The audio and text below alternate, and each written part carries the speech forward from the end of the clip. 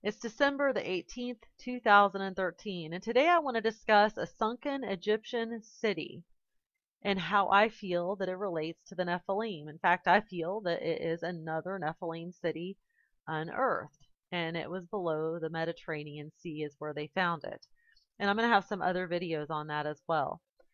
Just to give you a little background, it says, until a decade ago, no one knew if Herculeon, believed to be an ancient harbor city, was fiction or real. Now, reports the Telegraph, the researchers who found it 150 feet beneath the surface of Egypt's Bay of Aboukir was sharing some of the amazing historical artifacts preserved there.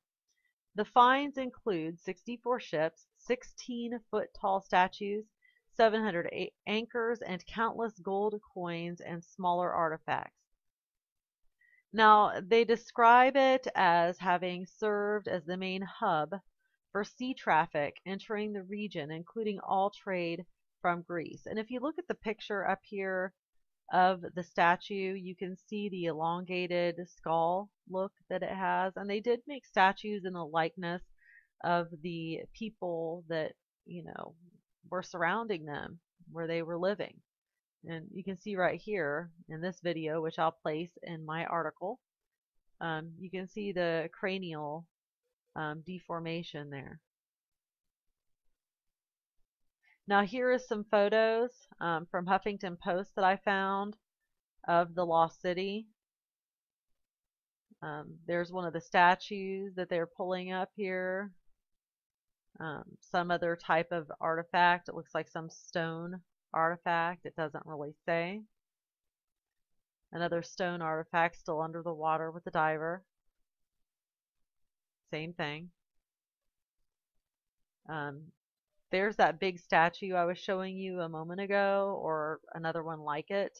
But see the elongated head right there? Again, let's click over to here. Looks very similar. I think that's the last picture. I'm pretty sure, yes. Okay. So now let's check this out. This is about the Nephilim. And this article explains quite a bit, and I will put a link to it. It says Genesis 6:4 states the Nephilim were on the earth in those days, and also afterwards, when the sons of God went to the daughters of men and had children by them. They were the heroes of old, men of renown. The Nephilim were a race of giants that were produced by the sexual union of the sons of God, fallen angels, and the daughters of men.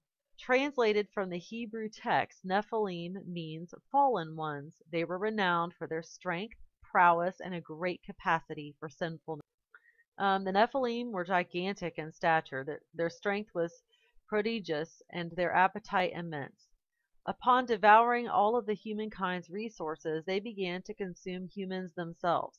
The Nephilim attacked and oppressed humans and were the cause of massive destruction on the earth.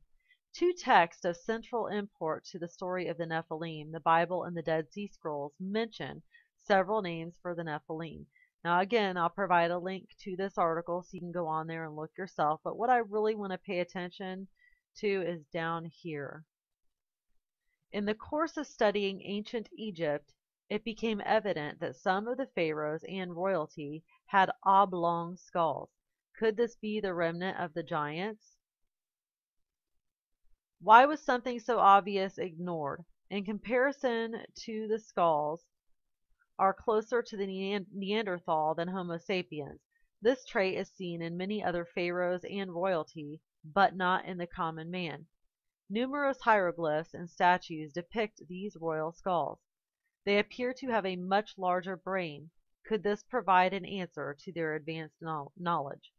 So, anyways, I'm going to provide the video you see right there, which I showed you earlier, and that is this video here. The same one. Let me move the little box over there so you can see. I'm going to put that in there. But like I'm saying, I believe that this sunken Egyptian city that is below the sea is obviously a lost city of the Nephilim. So I want you to take the time and watch the videos that I'm going to provide. I believe one of them is a History Channel video. I'm not sure, or maybe it's BBC. So they are secular, so keep that in mind. But they are very informative, and they do explain things. Like, look at this picture here. This is another Ancient Egypt Other Lost City full documentary called, and I'm not sure how to pronounce it, sorry, Amama. And you can look at those pictures there. They've got that elongated head. So definitely worth looking into. And I'm for sure that it's an ancient Nephilim city, and I think that's very, very interesting. Jesus did say, as it was in the days of Noah, so shall it be in the coming of the Son of Man. So let's keep our eyes open. More and more things are going to be happening as we proceed into 2014. Thanks for listening and have a great day.